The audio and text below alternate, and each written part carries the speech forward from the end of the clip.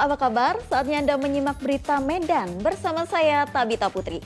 Sejumlah berita menarik akan kami sajikan untuk Anda. Berikut 3 berita utama hari ini.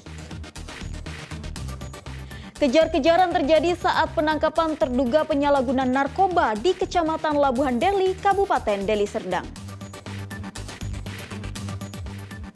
Tingginya harga komoditas pupuk non-subsidi membuat petani semangka di Kabupaten Deli Serdang semakin terpuruk. Saya ajak Anda untuk menikmati sejarah Sumatera Utara melalui kopi.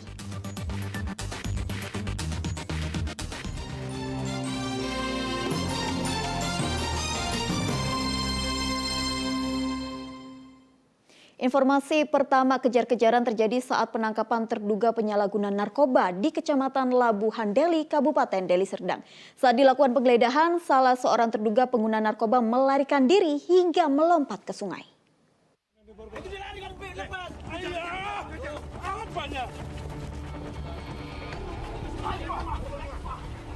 Satuan Narkoba Polres Pelabuhan Belawan menggerebek sebuah lapak yang dijadikan tempat minum tuak di Jalan Rawa Badak, Desa Pematang Johar, Kecamatan Labuhan Deli, Kabupaten Deli Serdang.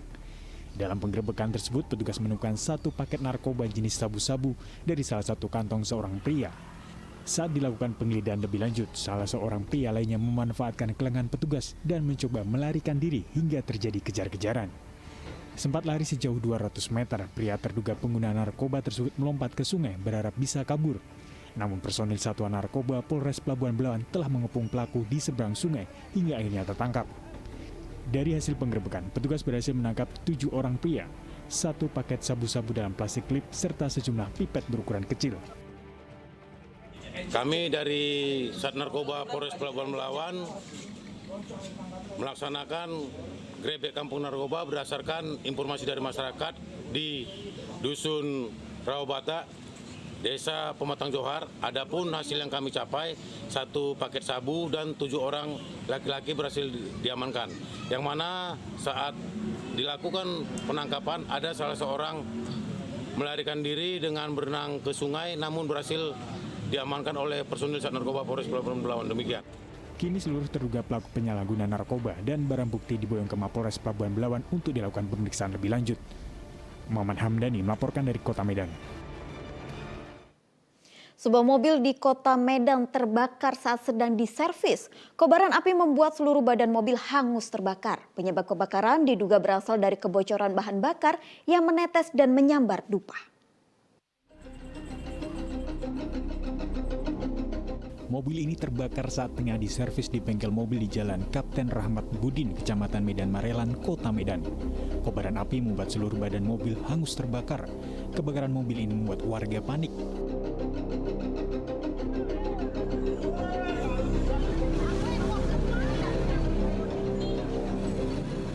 Petugas pemadam kebakaran dibantu warga dan karyawan bengkel berusaha memadamkan api agar tidak merambat ke bangunan bengkel.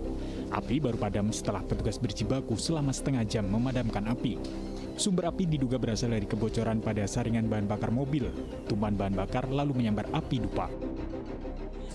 Saringan bahan bakar minyak. Pas pula ada tumpahan minyaknya itu kena dupa apa Cina itu. Langsung kebakar ya, Bang? Langsung terbakar ya. Ini mobil lagi servis ya, Bang? Iya, servis. Untuk memastikan sumber api, penyebab kebakaran masih diselidiki petugas pemadam kebakaran Kota Medan. Penyebabnya belum, masih kita selidiki. Nanti ada pihak tertentu dari pemadam kebakaran untuk tim investigasi. Lokasi kebakarannya di apa namanya, Bang? Lokasi kebakaran tempat ini dosemer mobil. Jadi kebetulan tadi dapat informasi lagi servis mobil Fortuner. Sementara itu, aparat Polsek Medan Labuan tengah memeriksa sejumlah pekerja bengkel untuk dimintai keterangan. Muhammad Hamdani melaporkan dari Kota Medan.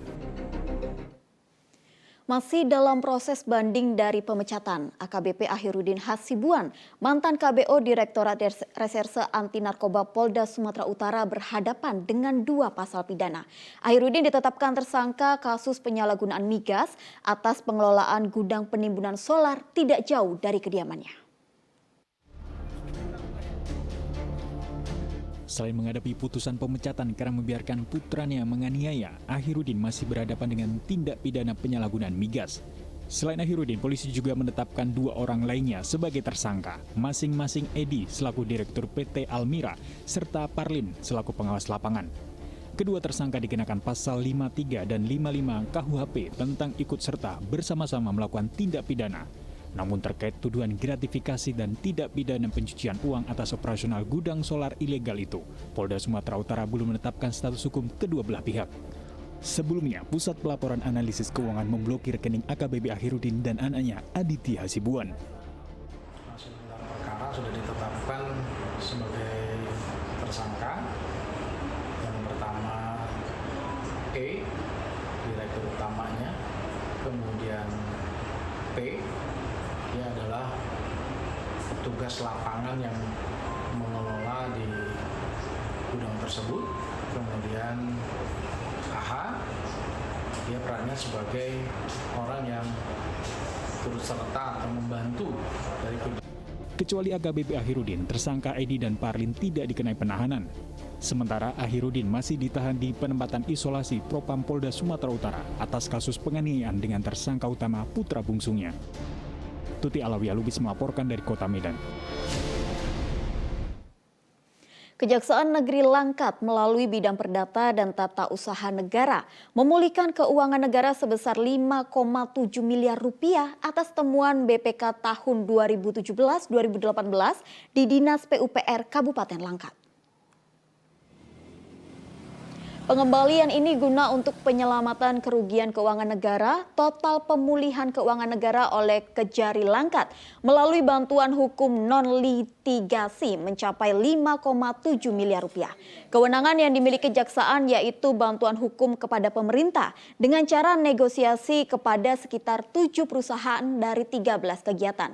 Kini capaian pemulihan keuangan negara sudah diserahkan kepada Pemkab Langkat. Sebelumnya, Kejari juga pernah diminta Pemkab Langkat untuk menyelamatkan aset yang sejak tahun 1990-an tidak pernah dikuasai Pemkab Langkat.